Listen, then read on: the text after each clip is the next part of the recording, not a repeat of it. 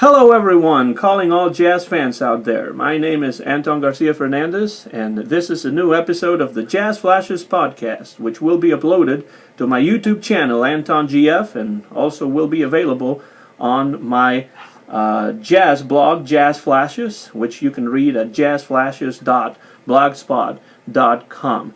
And today we have a very special guest joining us from New York City.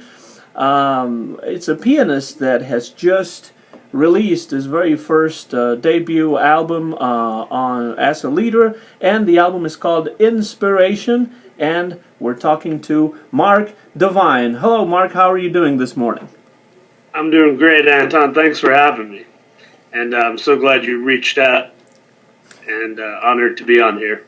Well, I appreciate your accepting the offer for an interview. I've listened to your album and really enjoyed it. We will have a chance to talk about it at length, and I just want to congratulate you for a great job. And just very happy to have you here, getting the chance to talk a little bit about this kind of jazz music that I like so much and that all the readers of Jazz Flashes and listeners to the podcast really enjoy as well. Before we start talking about the album, I would like to ask you briefly, where you are from and how you first got acquainted with jazz. Well, I grew up I was born in Massachusetts, grew up in New Hampshire, New England area, And it's kind of funny, my dad was a jazz fan at some point, I guess, because he had a lot of records and he knew a little bit. He would listen to the radio in the car, and so I was exposed to a little bit like that. We had music around the house, and I think his way of kind of fostering that interest was he would pick up an instrument. He would go to the store and buy a used horn or something. He'd try to learn how to play it. Nothing serious, but, just kind of a little influence around the house. And I was also lucky enough in New Hampshire when I went to high school. I went to a school where they had a great music program. So early on, I was already in the band and everything, but as we went, the music program was really excellent. And there was I had a huge amount of friends in the program, and it was really a family, so that just kind of got my interest from an early start, and when I was in high school, I had older friends that were into jazz. They listened mostly fusion, stuff like that, but I knew some names, or I knew who Miles Davis was, people like that. So it was interesting, and I got thrown into some situations in the jazz band where I had to just learn how to do it, So that was my start. Was it in high school that you got interested in the piano, or was that before that?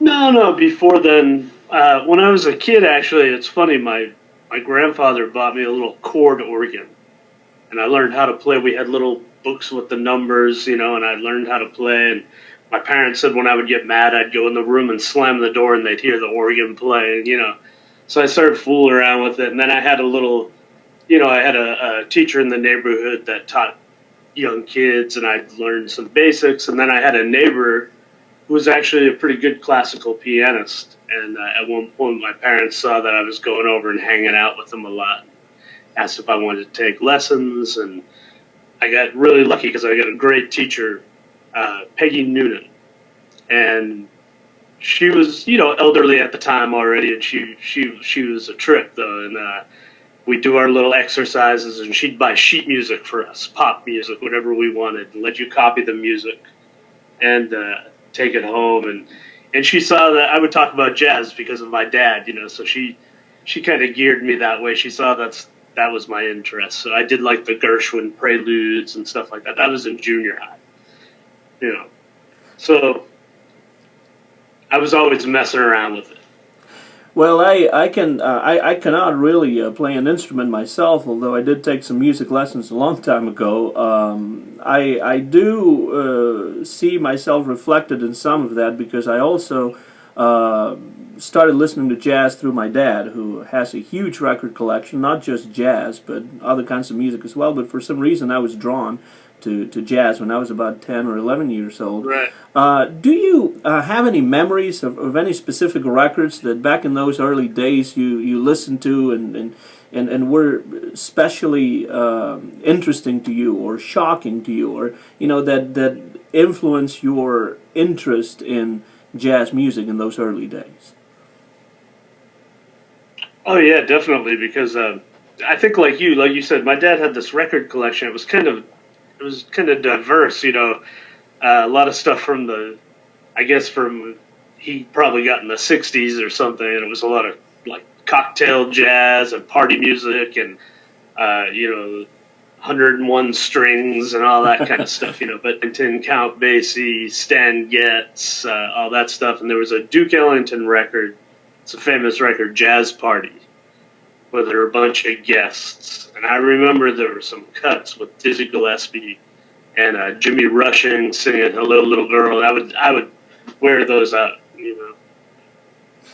Well, that sounds like really good record that I'm thinking that I might have also heard back in those days. My earliest memories have more to do with Benny Goodman and also Bill Evans, the pianist, of course. Some vocal jazz, the Frank Sinatras and the Bing Crosbys and Ella Fitzgerald and that kind of thing, Billie Holiday. Sure. But was there a moment when you were in high school or before or after where it kind of dawned on you, this is what I want to do, I want to become a jazz musician? I don't know if there was one moment I can say, but like I said, from an early age, I was kind of always doing it, and it became kind of that was my thing. Like, I was playing music, and I played clarinet in the band when I was in elementary school and junior high, and I took a year off when I went, I guess before that, I was in the jazz band in 8th grade, and I got thrown into the spot. And the other girl that was playing in the band, she didn't want to play any solos. She didn't want to improvise. So they said, well, you got all the solos. And I didn't know. I had no idea, And then when I went into high school, I took a year off. I don't know why. I just decided I wasn't going to be in the band. And the next year, I was recruited again, and I started playing. I played tenor sax in the marching band, not very well. And I played piano in the jazz band, and we were, I can't say there was a moment where, even when I went to college, my parents' influence a little bit, they kind of steered me away from being a music major. So I started off as an engineering major for a year, and that ended miserably. And I was always hanging out in the music department. All my friends were there because it was the state school, University of New Hampshire, and Again, I was really lucky. They had this great jazz program. I didn't even know, somebody told me, oh, Clark Terry comes here all the time. I didn't even know who that was. and I heard him, and it was quite amazing when I look back and I think of all the people that came through there. And again, even at that point, I can't say that I was thinking, oh, I'll be a professional musician. It was just something that I liked, and I hung out and I did it, and it was kind of the thing I could do, So that's it. I can't say there was a defining moment. You talk about growing up in the Northeast, and now you're based out of New York. But there was a time in your life when you were playing down in Texas. Yeah. How did that happen? Well, another funny story. So I'll tell you the whole thing since we already started there. When I was at University of New Hampshire, Clark Terry would come through every year, and he would, as a clinician, and they had a jazz festival where a lot of college bands would come. And I met this guy that was kind of his protege and helper, and this guy Stephen Fulton, who's a fantastic trumpet player and educator. And he came through, and he was really cool. Like, he wanted to hang out, and I asked him some questions, and he said, let's hang out. So, the whole time he was in town, we would go over and hang out and listen to records, and he was very welcoming that way and very helpful. And I forget exactly how it happened, but I knew Clark Terry had a camp out in La Crosse, Wisconsin, and I asked if I could come to the camp. I went out there, hung out some more with Stephen Fulton, met Clark Terry. They said they were opening a Clark School in Iowa. A guy that knew Clark Terry in Iowa, drummer Cliff McMurray.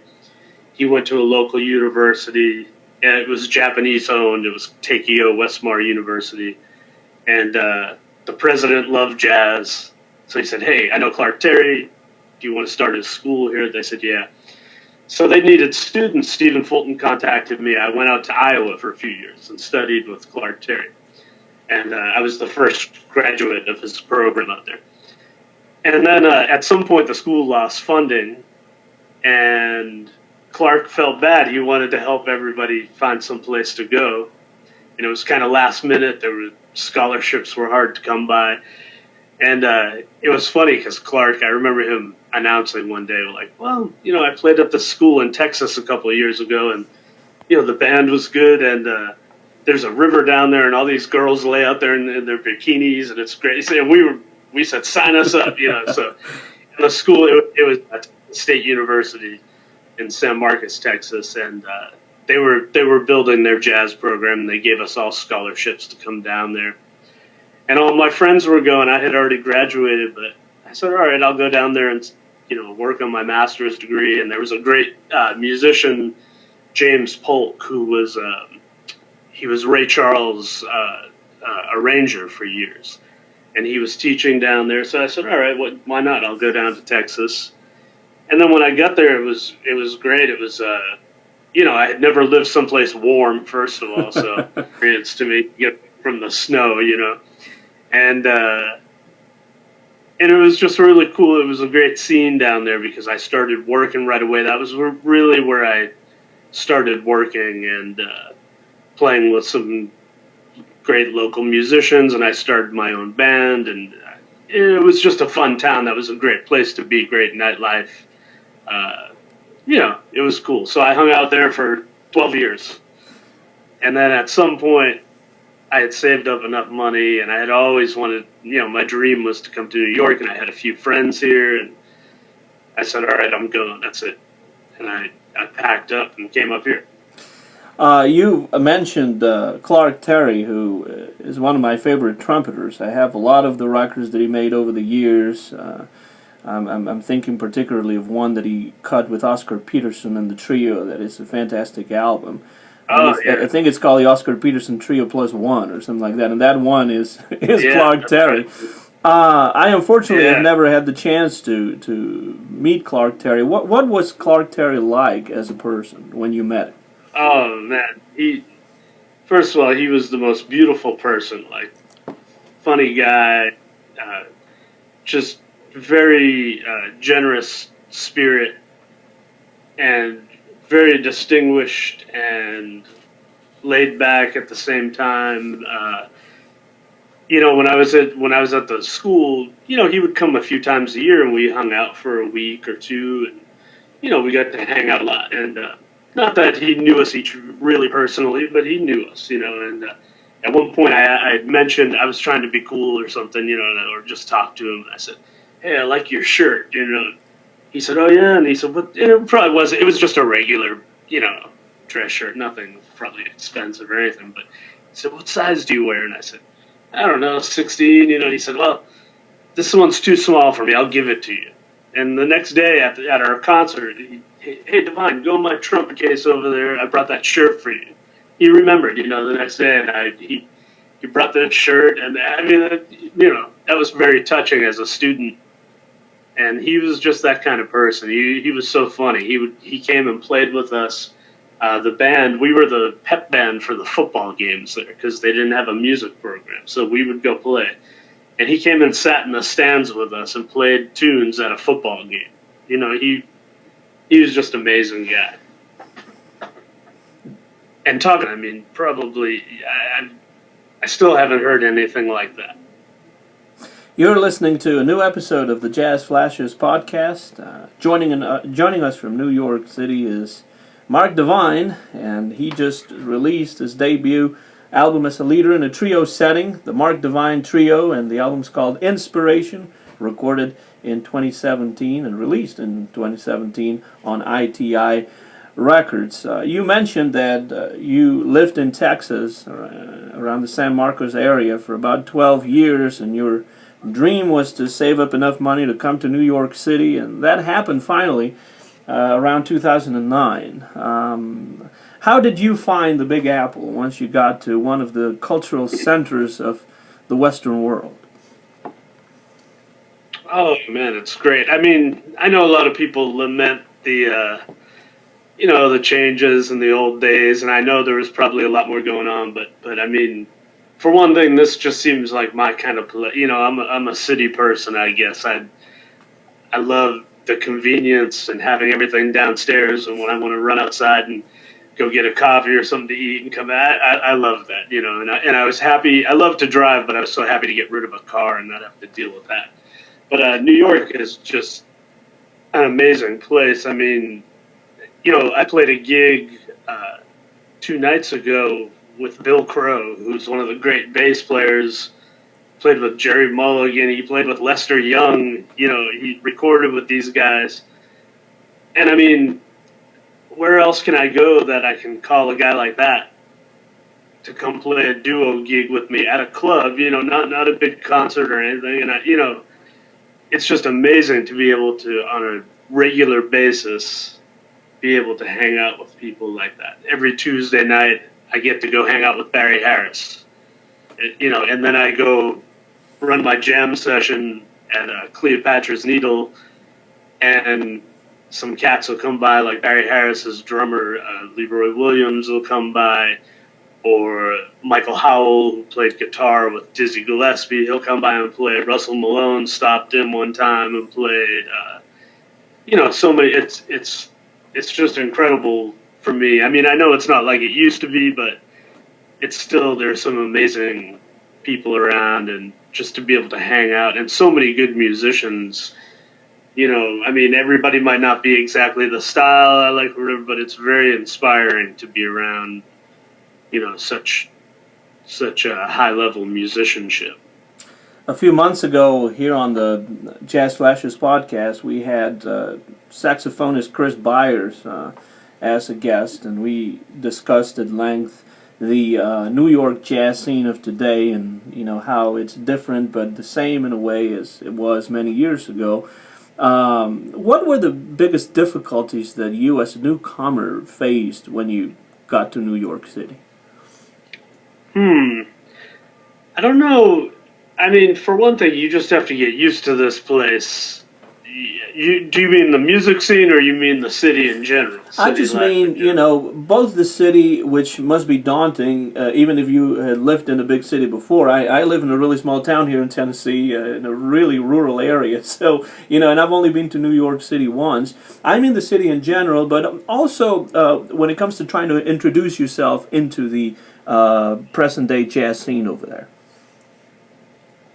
Well, the only thing about the city itself is really cost. That's that's the biggest thing. It's expensive, and finding a place to live and all that. But the scene, the jazz community, even here, it's small and it's family.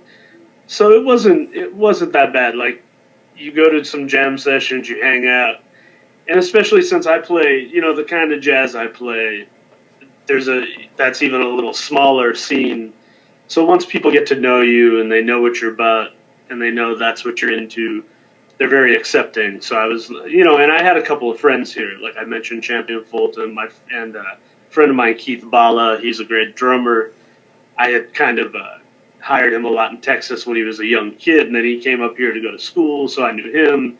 I had some mutual friends that were already here, so I knew a few people, and I went to all the jam sessions because that was, for me, that was the greatest thing, to come every night. I was hitting up 3-4 jam sessions a night. People were laughing because they said, "You're everywhere." I would go hear a show at Birdland. I would go down to Smalls. I'd be there all night. I'd go to Fat Cat till 4 in the morning. The next day I'd be at it again. that's really the amazing thing about the city. And so it wasn't. I don't think it's so hard to break in. The hardest thing about breaking in was when you go to a jam session, especially as a rhythm section player. If you're a horn player, you can get up there when there's four other horn players. But as a piano player, or a drummer, or a bassist, you have to go up and like tap somebody on the shoulder and say, "Hey, can I play?" And if you're not pushy, which I'm not, I'm not pushy like that. So it was a little difficult. You go up there and you maybe get in on one tune, then you've already got somebody tapping you on the shoulder for the next song. So that was a little bit hard to go to jam sessions and only play one song. So it's hard to, if you're not practicing a lot every day, it's hard to keep your chops up. But other than that, it wasn't, it's just a matter of being out there, hanging out with the people that you like and in the scene that you like. And while listening to your album Inspiration, Mark, I was very pleasantly surprised by the sound that came out of the loudspeakers when I first played it. It was like a breath of fresh air in many ways. Your style, has, of course, its bop and hard bop elements, but it also has a lot of swing. And I'm sure you've heard that before from people that know more about this than I do myself. But what I would like to know a little bit about is when it comes to creating this personal style that you have, mixing all of these elements, what would you say your biggest influences are, or who, or what kinds of jazz, what kinds of piano players are you listening to that has helped you create this style that is on display on this album, Inspiration? Well, I've always been into the more swinging, style, like either whether it be swing, Count Basie, Duke Ellington, or the bebop guys. I was always into Errol Garner. I loved Errol Garner. Wynton Kelly. I remember in high school listening to Miles Davis at the Black Hawk, and I loved Wynton Kelly. And again, it's funny when I think back. I had there was a student teacher. I can't even remember her name. I just remember her first name, Karen, and she was a choir teacher or something. She played jazz piano, and I remember her being pretty good when I think back. And she, I remember mentioning that record, and somehow she gave me a positive response. And then when I went into college, the same thing. I wasn't really. My friends were into more modern stuff, and I kind of couldn't wrap my head around it. But I went along with it. Okay, I'll listen to this stuff. And one day I was actually talking to James Williams, the great piano player. Played with Art Blakey among other people.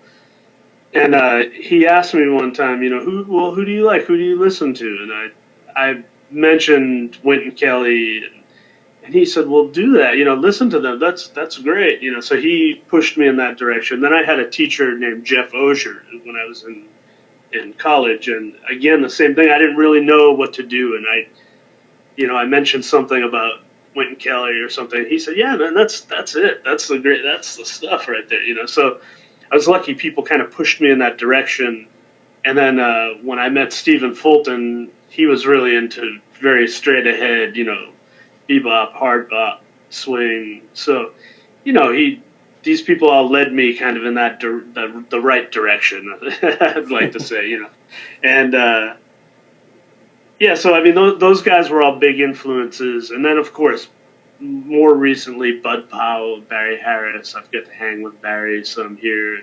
I'm really, fascinated by that kind of stuff. And then, particularly with the record, this is a funny thing about the recording is some of the repertoire on there is not stuff that I would normally even associate with myself, but I think there were a few factors. There's a great piano player who's become a good friend of mine, and he's really inspiring this guy, Johnny O'Neill. I don't know if you've heard of Johnny, but he also played with Art Blakey and the Jazz Messengers and with Clark Terry and all the greats. And he recently moved back to New York City and made a big splash. And he's really amazing. I mean, he comes out of an Oscar Peterson kind of thing, but more now it's like he plays some Art Tatum. He played Art Tatum in the Ray Charles movie, as a matter of fact. And he's just an incredible musician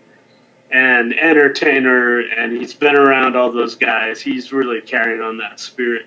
And he does a lot of pop tunes, which that's not my thing, really, But I think that was a little bit of an influence why some of these things that I said, okay, I'll do this. And it wasn't particularly, I didn't look for them for that reason, but some of the weird tunes on the record, like the the Carole King song, I think you mentioned it in the review.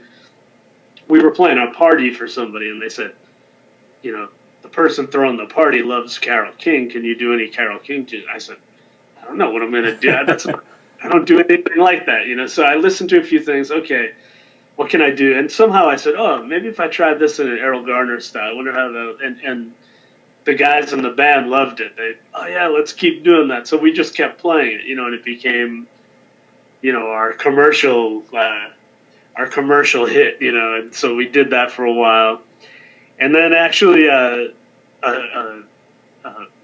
one of our fans at one of my regular gigs said, do you know any Elvis Presley? And I thought it was so weird because we never play anything like that, So I said, what could I do? And one day, right before the recording, I said, let me try this thing, And I played "Love Me Tender" like a ballad, And again, that's something I grew up with. And I remember my mom listening to that song.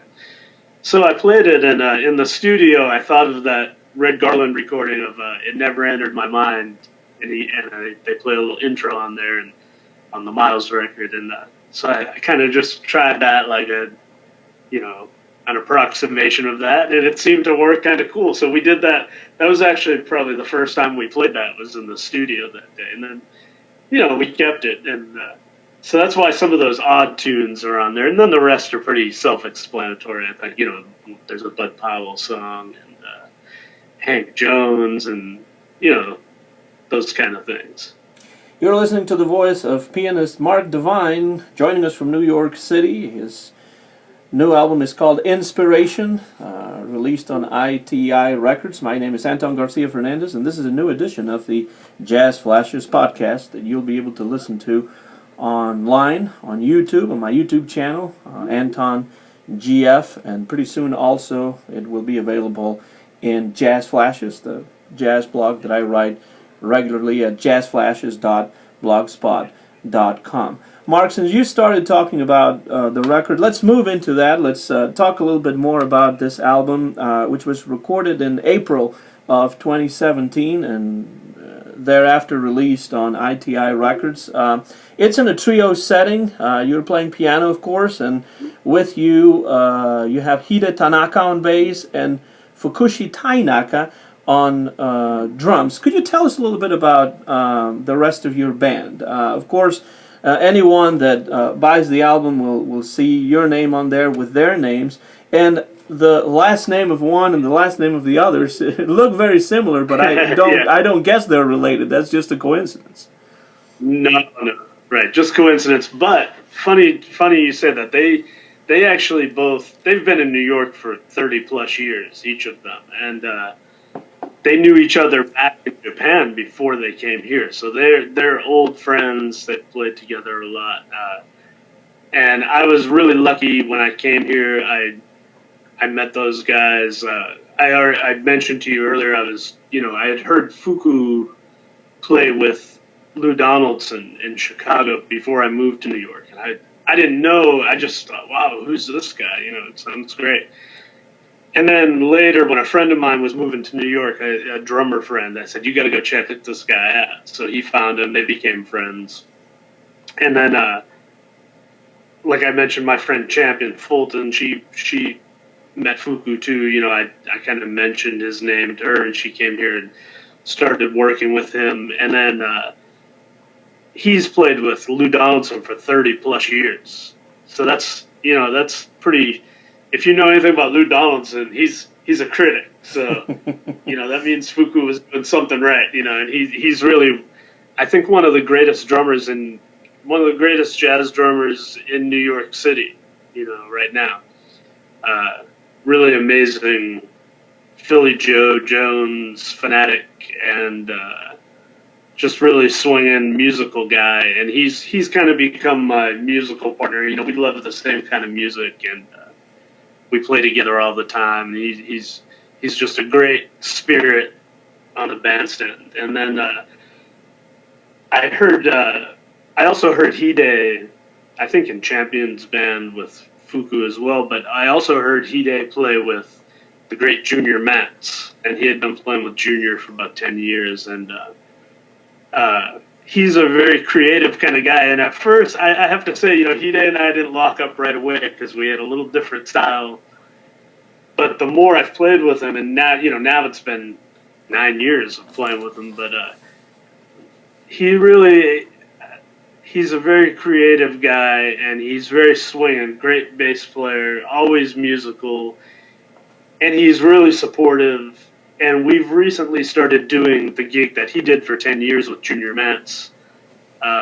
Junior has retired, so we started doing that duo gig, and it's really amazing to play with him. He knows how to play in that setting in particular as a duo and take it places where I normally wouldn't think to go. And, you know, so it's really, for me to work with these guys, that's part of the reason I came to New York. You know, that's really it. So I was thrilled to have them on the record.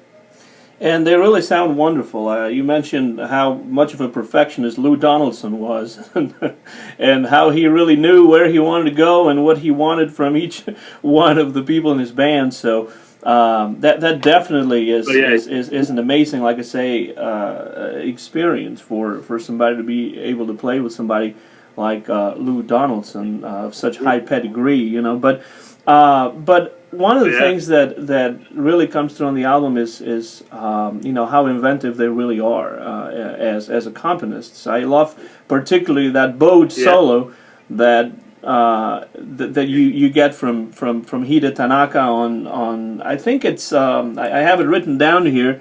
I think it's on Hallucinations. There's a beautiful bowed solo, and you don't hear a lot of those you know, played with such verve anymore. Oh yeah, no, and I'm surprised he hasn't worn the strings off of that thing, you know, every month the way he plays. But no, that's one of his trademarks, and he's really great at that. It really adds another dimension to these songs, and like you said,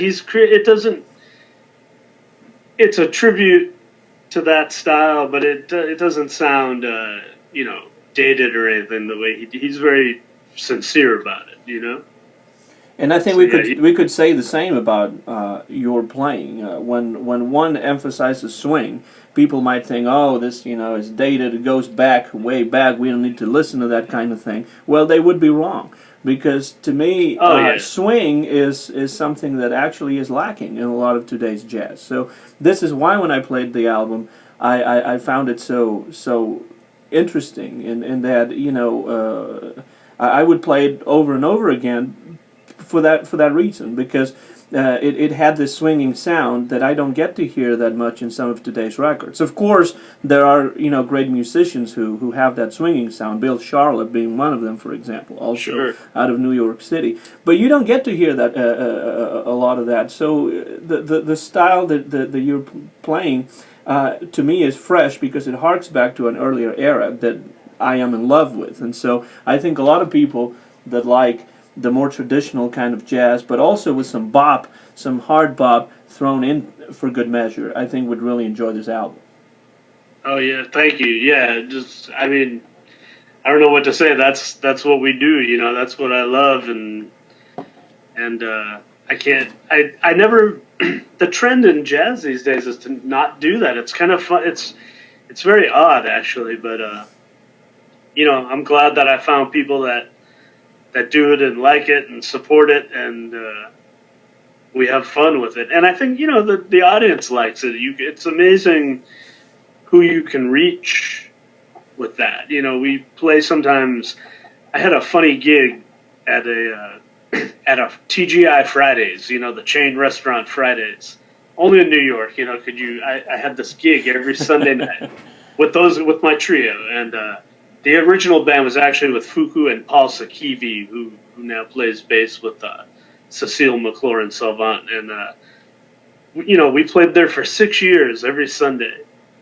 And it's not the kind of, it's not a jazz crowd, but it's amazing the people you can reach playing that kind of music, It's really powerful. If you have a little time, I'd like to go through each one of the songs. There's 8 songs on this album, and perhaps you can tell us a little bit about, what these songs meant to you or why you recorded them or anything that might give us some insight into the recording of these tunes. There's 8 of them, as I said, and the album starts with the classic Hank Mobley, Soul Station. Oh, yeah. I don't remember exactly why I picked that one, but we had started playing it. And, as I mentioned before, Fuku, he loves that kind of stuff. And so we kind of, I forget what, maybe because we did a Hank Mobley tribute with Fuku's band, under Fuku's name. Our friend, a recent arrival to New York, who's a great tenor player, and he'll be coming out with a record soon, Chris Johansson, and he loves Hank Mobley. And so Fuku said, well, let's do a gig. We had a gig at Smalls, and we said, let's do a Hank Mobley tribute. And that was one of the tunes. I guess that's why we started playing it, And, yeah, what can I say? It's a great song. It is great as an opener, too, with this bluesy riffs, and, it really catches your attention as you play the record. The first song is that one. It's that shuffle on there, man. That'll get you dancing. The next one we've already talked a little bit about, and it's "Will You Still Love Me Tomorrow." That's the big hit back in the, I believe, early '60s, written by Jerry Goffin and Carole King, and I believe it was a big hit for the Shirelles, one of those girl groups from back in those days, sort of like Motownish sound to it. Right, but when you right. listen to your record of this song, your version of this song, there's none of that in there. How did you fashion this arrangement for this song?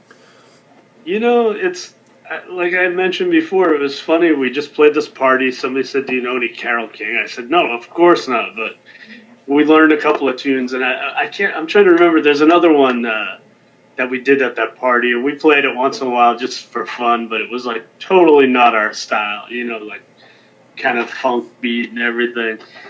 And but this one, I guess I listened to that Shirelles version, and I just heard it. So I said, I wonder if I play this like Errol Garner, because I play some tunes, in the Errol Garner style. So I don't know what gave me the idea, but I just said I wanted to play something to fulfill the request, but I didn't want it to be a drag for me, So I came up with this way of playing it, and then it worked out. It's kind of cool, and we liked it, and people seemed to like it, so we just kept playing it, and that became one of our numbers. It really. And of course, I said, well, we should put that on the record. It'll be familiar, and In your hands, it really jumps. It's it's an easy, lightly swinging approach to the song that I think goes really well with it, because originally it's more like a mid-tempo sort of ballad, type song.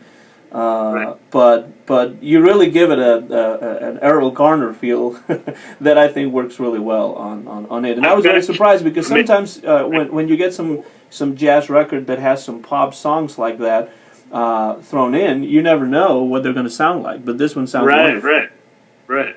Yeah, like I said, I was a little hesitant when I saw, it's funny how you don't realize until I go back and I look at, oh, wow, we recorded kind of a strange set of tunes, but it's all right. It was good. It was, we went with it. Now the next in line is the only original on the album, and it's your own composition. It's called Inspiration. It also lends its title to the album. And of course, my question would be, what was the inspiration behind this Inspiration?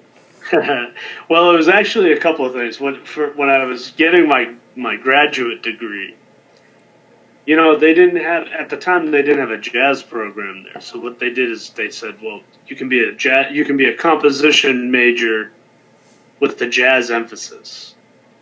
And so I had to do a project, and I wrote this little suite. And I don't know if you've heard the Bud Powell things, like like Sure Thing and Glass Enclosure, Mm-hmm, where they're mm-hmm. kind of these classical sounding arrangements. And I wrote I wrote a little suite, and it had a couple of pieces based on those. And then, I don't know, I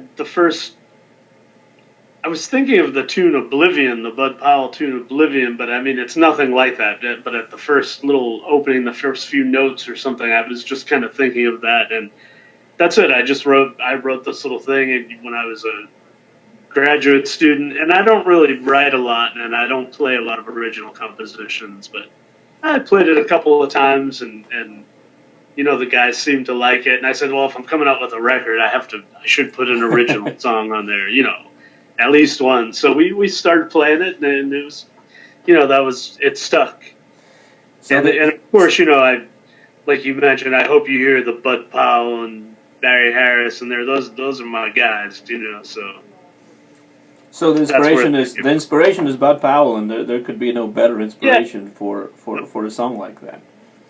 Oh yeah, the greatest. Now the next one is one of my favorites, by Johnny Mercer. I've always loved Johnny Mercer, and every time that I go down to Savannah, and sometimes I go down to Savannah, Georgia for literature conferences, because what I teach at the university is Spanish language and literature. Sometimes there are conferences in Savannah. Every time that I go down to Savannah, I have to visit the Bonaventure Cemetery, because that's where the great Johnny Mercer is buried. He was a great lyricist. He hardly ever wrote his own tunes, but sometimes he did, as he did on I'm an Old Cowhand, for example, which is not the tune that you chose, obviously, but this ballad that I always associate, every time I hear it, I associate it with the Pied Pipers, who sang it very beautifully in the 1940s. But your version is fantastic, and it's really one of those songs that I never tired of hearing in different versions. I'm talking about a beautiful ballad called Dream. What was it about Dream that attracted your attention, and you decided to include that great Johnny Mercer tune on the album? Sometimes I just I listen to a lot of vocalists. I've always loved the great vocalists, and sometimes I just go through and I listen to some Ella Fitzgerald or Sarah Vaughan. I try to find a tune that just something jumps out at me, and I say, okay, I'm going to start playing this. That's all. And I kind of remember looking specific. That was one of the few times, sometimes you learn tunes just because they come up. You hear somebody play it at a jam session, or somebody calls it on you on a gig, and you're like, oh, I don't know that song. I better go learn it, whatever, But that one, I just remember I was actively going through some Ella Fitzgerald records and saying, okay, what's going to be my next tune that I'm going to play? And then so I started playing it, and I did it in that Errol Garner style again. And Hide, actually, the bass player, he loved it. He said, oh, I love that song. And we played it, and again, it was like, sometimes you can't help it. If you play it and the audience reacts, you say, oh, people like that. Let's play it again. So that's how that grew. We just kept playing it, and we had a good time with it. Hide really enjoyed it, and I don't remember on the record if he takes a solo on there, because it was kind of long, but we do it live. He likes to take a solo on there, usually a boat solo, and that's how that came about. That was actively chosen to be part of the repertoire. It's one of those tunes by Johnny Mercer that I think Ella Fitzgerald included in the songbook album of Johnny Mercer that she recorded for Verve. So yeah, it's a beautiful song, and you do it beautifully. So I really enjoyed that one. Now, if this were an LP and not was that Anton? Did he write Glowworm? Yes, he did. He wrote Glowworm, Glimmer, Glimmer. Yes, he did. My dad I used to hear the Mills Brothers doing Oh yeah, that. Yeah. And recently I've started playing that one too, and I remember, oh yeah, that's Johnny Mercer too. So yeah, it's interesting. Among many That'll other, be on the next. Among many other, classics from way back, Come Rain or Come Shine, and Moon Oh yeah. River. Even no, not Moon River. Well, he wrote the lyrics for Moon River, and he was just a great lyricist, and he hardly ever wrote tunes, but in some cases he did. I think Bing Crosby used to say that Johnny Mercer was strictly lyrics, and most of the time Yeah. that is true. So yes, and Dream is just when it comes to the lyric, it's a very very common lyric, not much to it, but the way he made those lyrics sound, he made something Oh yeah. very uncomplicated sound very good, and that's one of the great things about Johnny Mercer as a songwriter. You can Yeah. tell he's one of my No, that's favorites. right. Beautiful. Now, if this were a vinyl record or an LP, we would be turning it over for the second side, but it's actually a Right. CD, so we don't need to get up and turn it over. We go into song number 5, which is called Vignette, and that's I was surprised by the choice simply because that's not one of the most or one of the best remembered tunes by Hank Jones. How did you single that one out? Well, there's actually a great story about that too, which I kind of forgot about actually.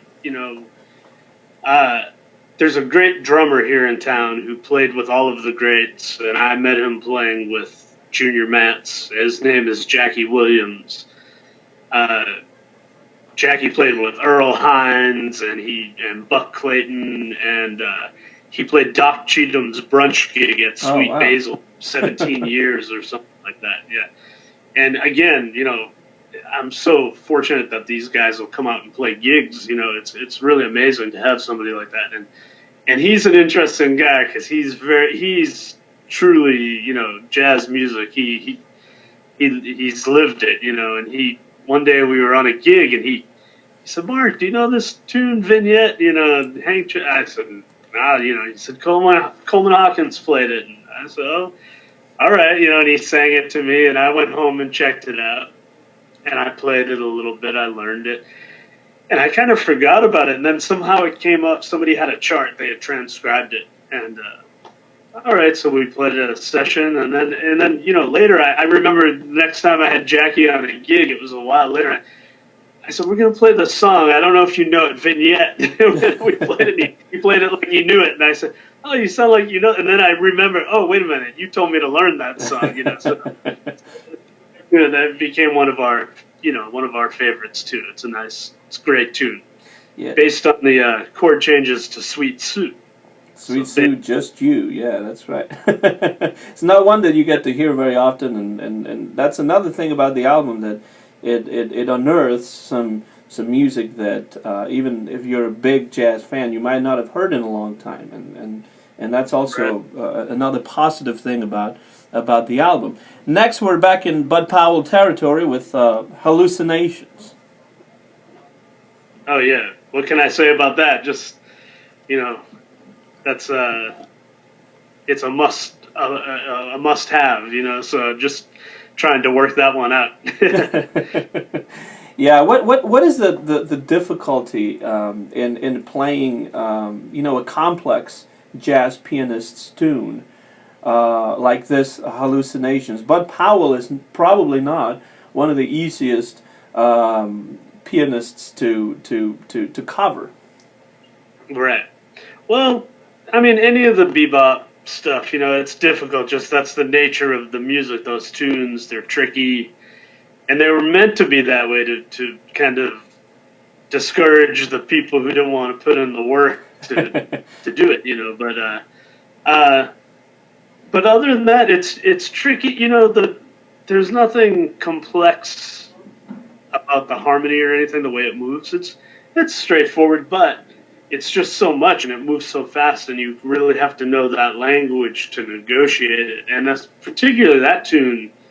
It's got a lot of dominant chords all moving at the same time. It's hard to it's got its challenges that way, and you really have to be. The only way to negotiate it and make it sound like jazz is to know that language. You know what I mean? There are other tunes where you can play kind of a more modern thing, and you can fake it and it'll work. But if you play a tune like Hallucinations, like it doesn't it won't speak. It sounds like every other song, you know. So you really have to know the language, and so that one's just I'm still working on it. Well, that's exactly what I wanted to get at. Not that you're still working on it, but the fact that you really have to know the language to play, you know, the likes of Lenny Tristano or Bud Powell or Thelonious Monk. You know, those are pianists that are, you know, sometimes difficult, but you know, but they have been such a great influence in the history and the development of jazz piano that they're just, you just can't get away from them if you're playing piano, you know, and in the 21st century. I also really like the way the trio sounds on this one in particular. I think the drums and the bass. I already mentioned that bowed solo that I enjoyed on Hallucinations, but it's one of those songs in the album where you can hear. Or maybe I'm inventing this. Maybe it's just in my head. But I felt like things clicked, things gelled on this particular song between the three of you. Wow, that's thanks for saying that. But yeah, and I guess you know that's the style. Well, the whole record is a style we like, but that's a that's a jazz classic, and we know what we have to do. You know what I mean? There's no, with the pop tunes and stuff, it was kind of new territory for us. But this is kind of we know what we have to do there, and plus probably the difficulty of it. We're really concentrating on there. And plus, I think the tune, being a bebop tune like that, it works kind of it fits in with the idea, the concept of the trio, and sounding, that a tribute to that style. And I don't want to say tribute; that's not the right word because we don't feel like it that way. But it fits in with the style, the concept of the record and what we do. That's really kind of it, And we recorded the record. I won't say where, but we recorded it in a club during the daytime, and one room. We didn't have headphones on or anything. It was just, and we didn't have a lot of time, so we just really it was bam. We went and did it, one or two takes on everything, and that was it. Well, that's the way it used to be done too. Just you go in and in 4 hours you knock out enough material for a few singles. That's the way it used to be done, and it was recorded directly onto the disc. So they couldn't make too many mistakes, or they'll have to start all over again. That's right. And so there were things I wanted to fix, but it's part of the sound, now and on that record, and now I kind of like that, Now the next song is the other one that's sort of in principle alien to jazz. This is a song that I used to listen to, the Beatles and Elvis before I even listened to jazz. When I was just a little kid, it was the British invasion and and of course Elvis and the early rockers from 1950s. That I was listening to, and this particular song was actually played at my wedding, a few years ago in Nashville. Not in this style, in a completely different style. I'm talking about "Love Me Tender," that is credited to Vera Madsen and Elvis, although Elvis didn't really write a single comma on that song, I don't think. You've already mentioned a little bit that your mom used to listen to this kind of music. Is there any particular reason why you chose "Love Me Tender" and not any other Elvis song? Not really. Again, I don't remember exactly. I just remember somebody at my Sunday night gig, some fans. I don't know why they said, "Do you play any Elvis?" And I said, no, and then I don't know. It just got into my head, and I thought, I wonder if there's anything I could play. And I don't know why I came up with that song, but that just became the one. And I'm trying to remember if we even played it, if we played it before the recording session. It was maybe once, but I don't even think we did. I think I looked at it and we brought it into the session, and Originally that's an old Civil War song Mm-hmm. called Orally. Like it's not, and I don't know. I went and checked it out, and I said, "Oh, this might be interesting," and I brought it in. I think we played through it once, and then like I mentioned before, I thought of the Red Garland intro on "It Never Entered My Mind" on the Miles Davis record, and somehow that just kind of fit with the chord changes, with what the bridge does on there. And I said, "Oh, I'm going to come up," and we played it. Oh, that sounds kind of cool, so we did it, and there it is. Sounds like you didn't have much time to devise an arrangement, but I really like the way it's taking such a slow pace, and it's really the slowest track on the album. Plays right there towards the very end, not quite at the end, but towards the very end, and it's a very endearing performance. You hear "Love Me Tender" in a different way, but you still recognize it as "Love Me Tender," which is a song that pretty much everyone out there knows. Yeah, thank you. Yeah, that's what we tried to do, and yeah, somehow, it's funny. You said that we didn't have time, but somehow that became one of the cooler arrangements on the record. Like we put our little stamp on it. So I was happy with that one. And finally, on to the closer on the album. It's a song by the great O.C. Johnson called "Osmosis." How about that one? That's that in the review that I wrote for Jazz Flashes, I said something along the lines of this song being a great closer. Did you put it at the end of the album on purpose? And if so, why? Yeah, I mean, because when we play a set, it's kind of part of the tradition, and something we always do. We almost always end the set with a burner, fast tune. And in particular, I love it when I can get Fuku to show off on the drums, because he's amazing, and especially at those fast tempos, he can tear it up, and on brushes on top of that. At that tempo, it's kind of amazing, and that the song. It's funny. I used to listen to this Kenny Dorham record. I think a friend in Texas actually introduced it to me. There's a great bass player in the Austin area named Mike Porter, and he was into Wilbur Ware and some people like that. And Mike brought in a tune from that record. It might have even been Osmosis. We might have played that when I was in college with him, but at the time it didn't. I don't know. It didn't grab me, And then later I was listening to some records and I heard that come up, and it's much slower on the Kenny Dorham record. It's at a much slower tempo, and somehow I said, "Oh, this could be a cool with that little bass line and everything. Like this could be a nice little thing for our trio." So I started. How are we gonna? I always try to. I mean, I don't always try to do something totally different, but sometimes I hear these songs and I say, how can we how can we do this to fit our thing, And so I started experimenting with that, and I played it fast, And then Fuku came up with a great, because they don't play he plays kind of this straight eight kind of Latin thing or something on the brushes at the beginning, and they don't do that on the original. So that was kind of, that became our thing. Like I like it when we have a song like that where everybody does their thing, as opposed to me coming in and saying, okay, you play this part, you do this. We just came in and did it, and it morphed into this thing that, that we all put our mark on, and Fuku shows off. And I think that might be one of the reasons why it's so good as a closer, because it reminds you of what each member of the band, each member of the trio sounds like, and you can hear the bass. Of course, you can hear the drums played with brushes, like you said, and that becomes really prominent on this particular song. So really a great choice and really good song to finish this album. Inspiration by the Marc Devine Trio.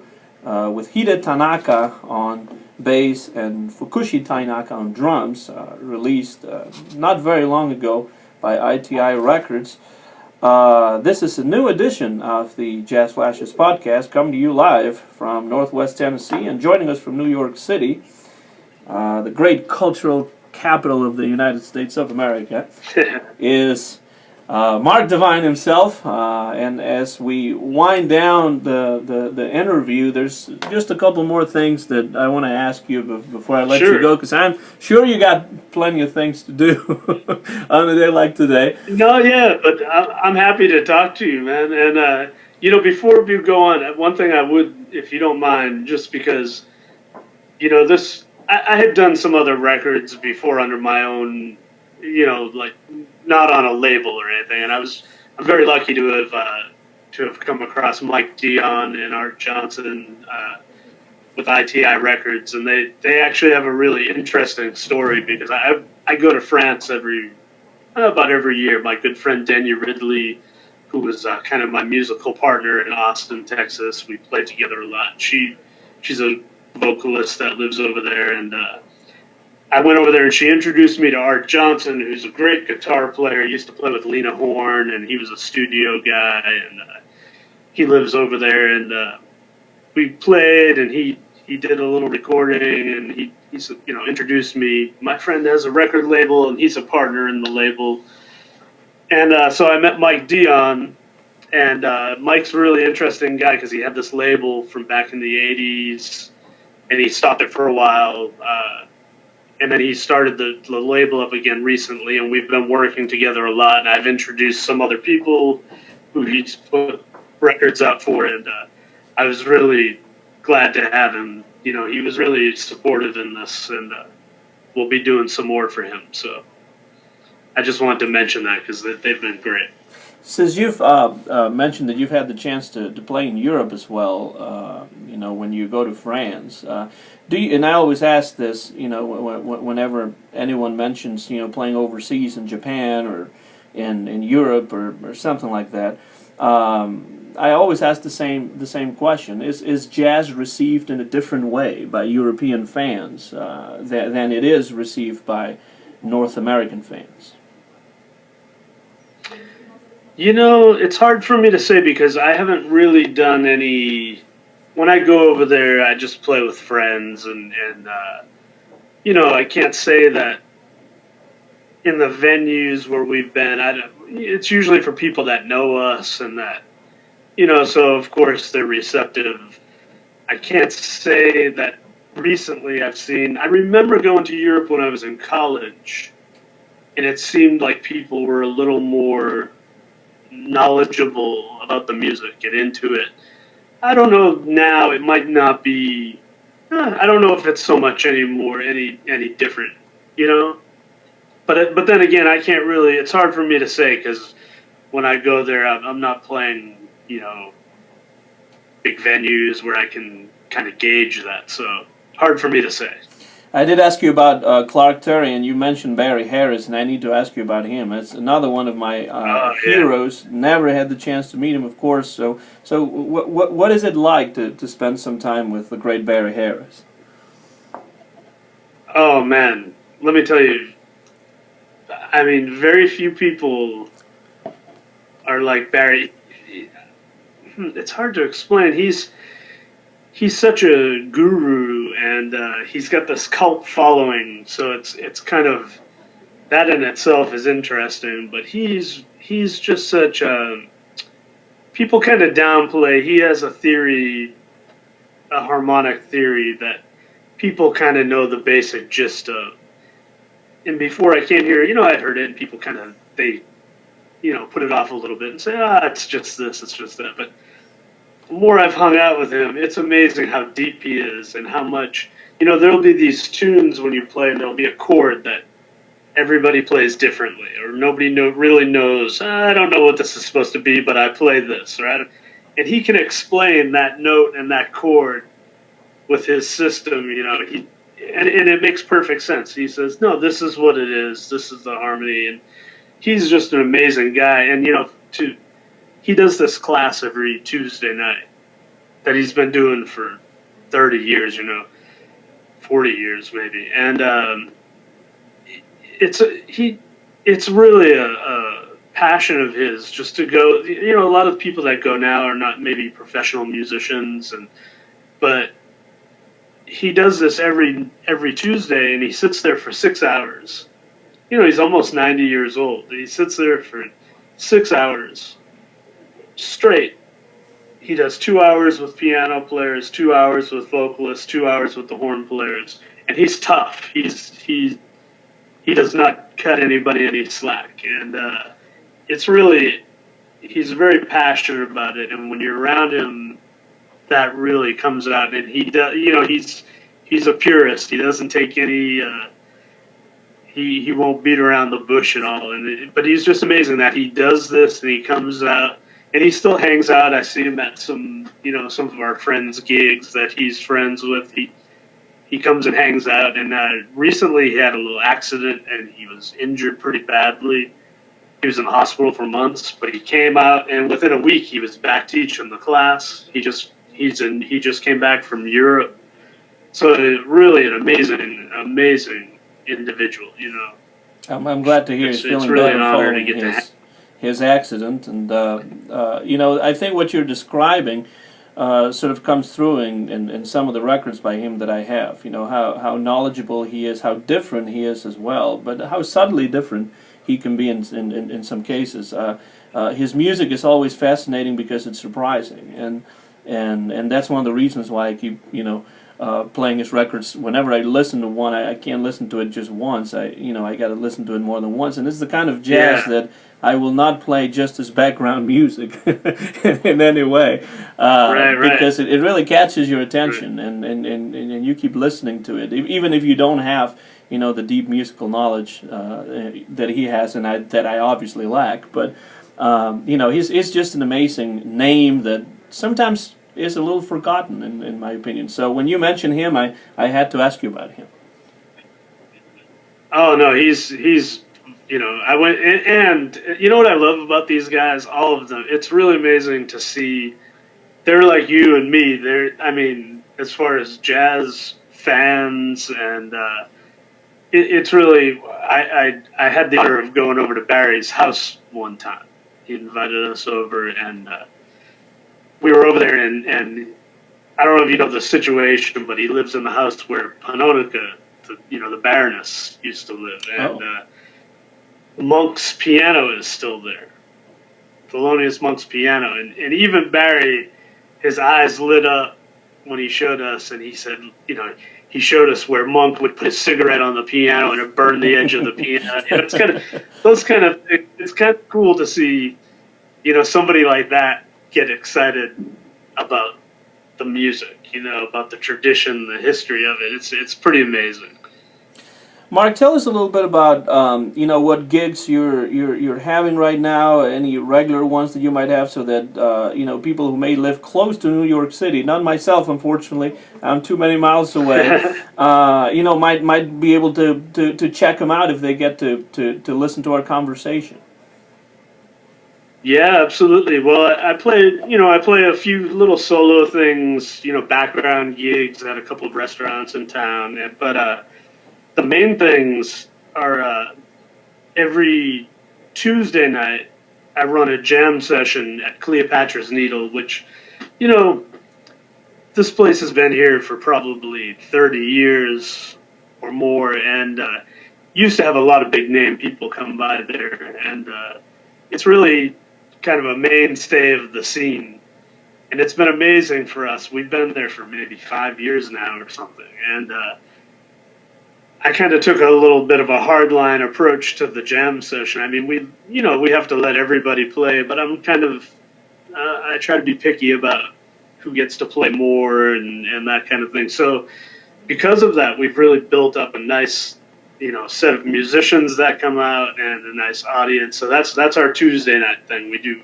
We play with my trio from 8 till 10, and then we have a jam session till 1 o'clock in the morning. So that's always fun. And then I also play there on Saturday nights a lot, not every Saturday, but quite a bit with a young drummer, Takashi Inoue, who is a student of Fuku's, and I call it jazz hours. That's 12:30 a.m. till 3 a.m. little jam session. So we have fun doing that. And then right now, my prize gig is I'm very honored to do the gig that Junior Mance did for many years at a place called Cafe Lou in the Village. And this is a great place because it's like a real old New York village place. No TV in there. It's just a restaurant, but they have a nice piano that Junior Matt's brought in there, and some of his fans still come out. So there's a little bit of a spirit in there, and I don't know. It's an amazing gig because it's a restaurant gig, but it seems like the more jazz, hardcore jazz we go, the more it's really amazing, and it's just Hide and I, just duo, and that's really a fun gig. And we play there every Sunday from 6:30 till 9:30. And this is, Mark, a question that I ask everyone who guests on the show. Just giving you a chance to tell anyone out there who has never listened to your album or who has never been to one of your gigs, what can a listener to your album or somebody who attends a gig of yours, what can they expect to find? That's a good question. I mean, like I mentioned before, it's funny, the repertoire on the record, we do all those songs, but our sets are usually a little more standard oriented or standard and bebop tunes that maybe they're not maybe the most familiar things. We try to pick things that aren't overdone, but I mean, definitely a little more. That was an unusual repertoire on there, but that's pretty much what you hear on there. The band playing swinging straight ahead, bebop, jazz classics, standards. That's our thing. And for anyone out there who might be interested in knowing more about you and, maybe buy the record, where could we get more information about Marc Devine and the Marc Devine Trio? Well, either on my Facebook, Marc Devine, MARC, or marcdevine.com. And that's also a place where you can find the record. Yeah. Or it's available on Amazon, iTunes, Spotify, the whole gamut. So, or directly from me if you want your autographed copy. Any projects that you have now? Any other recordings or gigs that are coming up that you might want to talk about? We're trying to. I'm trying to make another recording soon. Hopefully, I have another trio with Hide and a great guitar player, Nat Harris, a name you might not be familiar with, but he's really an excellent guitarist, and we have really some kind of chemistry, so I'm going to try to do a recording with that band. And then I have another project coming up. It's not mine, so I shouldn't say anything because I don't know what's going to happen yet, But I'll just say that there's a good friend of mine, a great saxophone player, Chris Johansson. That I hope, hopefully soon we'll be doing something together. And other than that, just looking for it. And I want to make another. I got kind of recording is a funny thing. It's a little daunting, but now that I've done that record, I'm really looking forward to doing another one with that trio. Show them off a little more. When you say that it's daunting, do you mean because whatever you record is going to be caught there for posterity, or is that what you mean, or is there anything else that exactly? No, that's exactly it, and it's I want to present this music in the best fashion that I can, and it's. Especially when you're the one, it's different when you're the one paying for the recording too, because you're investing in it, and you're the leader. I find it's easier if I go in as a sideman. I mean, still, you're still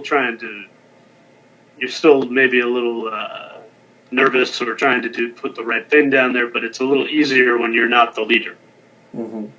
Yeah, well, when somebody else is at the helm, you have to listen, I suppose, and you don't get to call the shots necessarily. Yeah. Anyway, we do. Exactly. And, was that sorry? No, go ahead. No, you can go. Sorry. No, go. I didn't. I really didn't. I was just going to say, I really appreciate you having this this podcast and your blog and everything. It's great, and I was looking at you a little bit, and it's interesting. I was thinking about how the arts, literature and all that kind of stuff. It's really important to this music too. That we have different backgrounds and different influences. So I was kind of curious. I was reading your bio, and I need to pick your brain about some of the literature you look at, because some of it looks pretty cool. Oh well, I'm a professor at a university here in Tennessee. I got my PhD in Spanish from Vanderbilt University, and when I first came to the United States many years ago, I came for college. I wasn't sure if I was going to stay or not. But then it became increasingly clearer to me that I wanted to stay and try to find a job. Of course, then there were personal things that happened where I met my wife and we got married and all that sort of thing. And that became even clearer to me that this is where I was going to make my home. But the literature that I look at, has a lot to do with the kind of literature that I'm interested in reading. I like 16th, 17th century Spanish and British literature. I was originally an English major in college, but I switched to Spanish upon moving to the United States. And I'm also interested in the development of the novel throughout the centuries, particularly in Spain, and also something that I've been starting working on in the last few years is the presence of jazz in Spanish literature in the 20th century. It's something that hasn't been worked on very much, but jazz, and especially in the 20s, 30s, and then again in the 60s and 70s. Has a certain importance to some of the writers writing in Spain at the time. And it's just a topic that kind of brings together my interest in literature and jazz as well. Yeah. So we'll see if something comes out of that. But really, jazz has always been a very important presence in my life. It's the kind of music I listen to all the time, and I go back to the 1920s. I love the vocalists. I'm actually the American co-editor for the Bing Crosby Society journal. We have a journal. Oh, really? Yeah, it's a fan club of Bing Crosby's that has been going on since the 1930s. So whenever it comes to jazz, I'm open to anything that sounds jazzy to me. But I concentrate a lot more on the old kind of jazz music from the 1920s to the 70s, and that's why in many ways when I heard your album I was so interested in it, because it does hark back to that sort of sound, the bebop, the hard bop, the swing. It's the kind of jazz that I concentrate more on. The blue notes and the prestiges and Pacific jazz and all those labels from the 50s and 60s, Verve. So yeah, that's basically a little bit about me for those out there who may have heard or read my articles, but I don't know how many have, but may not know much about me. So now you become the interviewer, and I get to respond some questions. Another question for you, if you don't mind. No, and it's related to what I do, but what part of Spain are you from? Well, I was born originally in the northwest of Spain. Which is sort of like the most unknown part of Spain, because it's not warm. It's kind of colder and darker, a little bit more like England, landscape-wise. And I lived there for many years until I first came to America as an exchange student when I was in college, and then a few years later I came back to stay. When I got the opportunity to pursue a PhD in Spanish at Vanderbilt, and this was several years ago, and since then I've lived in Tennessee basically all these years. But one thing that I brought with me was my passion for music and mostly jazz. If the question is jazz very popular in the northwest of Spain, I wouldn't really know how to answer that question. Of course, I had lots of friends over there who were interested in jazz in some form or fashion, and there are jazz concerts nearby. There's actually a pretty interesting local jazz scene in the city of Vigo, which is where I was born. So out of that, getting the chance to listen to all the records my dad had, and then getting the chance to actually go out. This is a big city, about 400,000 in population. So and listen to live jazz once in a while, you know, that was always wonderful. It's something I don't have here in Northwest Tennessee anymore. Right. The reason I was asking, did you ever happen to hear of a singer named Donna Hightower? Oh yes, for sure. And in fact, I think the Spanish reissue label, Fresh Sounds, put out some of her records on CD. Wonderful singer, absolutely marvelous. Well, I actually met her in Austin, Texas. Oh. And I was playing at a friend's gig, and she was sitting in the front row, and she said something about not playing the melody to the song right to the singer, and that was her way of saying she wanted to sing. And the friend handed her the mic, and I almost fell off the piano bench, and I was like, "Who's this woman?" And I went over to her, said, "Who are you?" She was 80 years old, and she said, "My name's Donna Hightower. I recorded for Decca Records," and da da da. And I said, and I kind of, okay, maybe it's true, maybe it's not, And I said, "Who'd you record with?" And she said, "Oh, with Joe Wilder and Ben Webster and Hank Jones." And I said, "What?" And I went home and I looked her up, and sure enough, it was all there. So there was an occasion where my friend Denya was going out of town, and I said, "I need a singer." I had a little private party and a club date.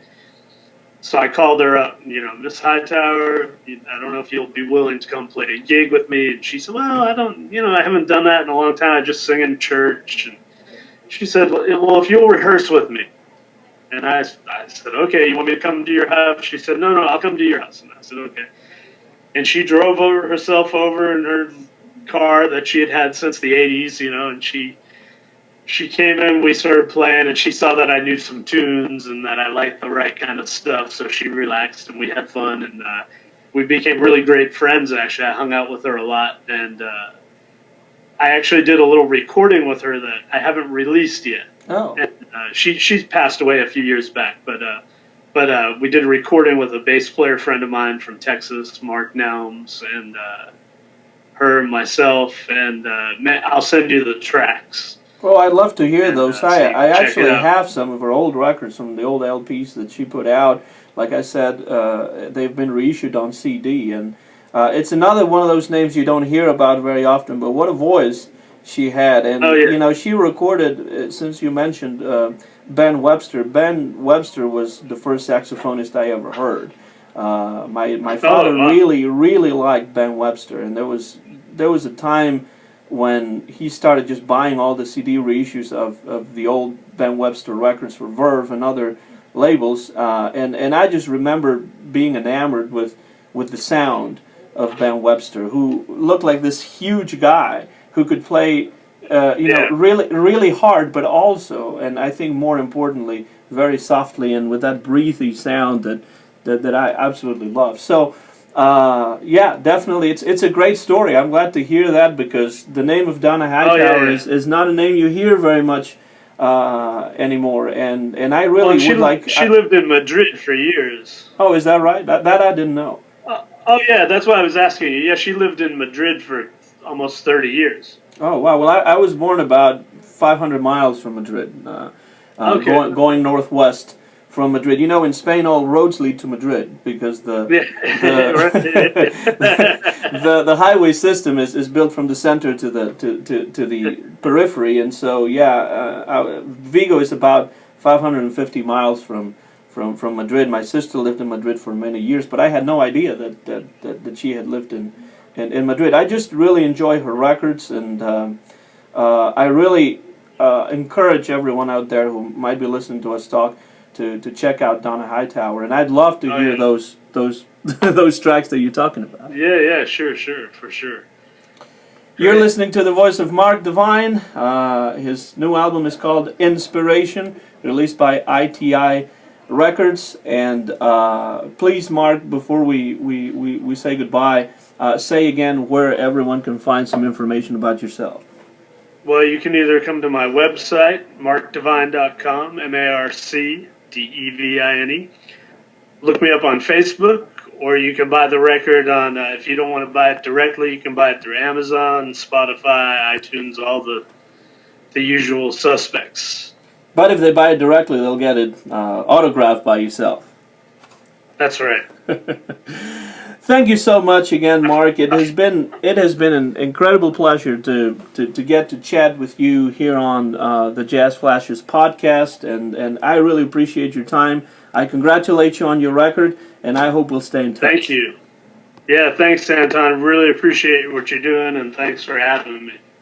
This has been a new episode of the Jazz Flashes podcast, coming to you live from a little town in northwest Tennessee, and from New York City. We were joined by Marc Devine, who just released his album Inspiration on ITI Records, along with Hide Tanaka on bass and Fukushi Tainaka on drums. I encourage everyone to go check out Marc online or in person in New York City, some of the gigs that he talked about, and also seek out this record wherever you get your records.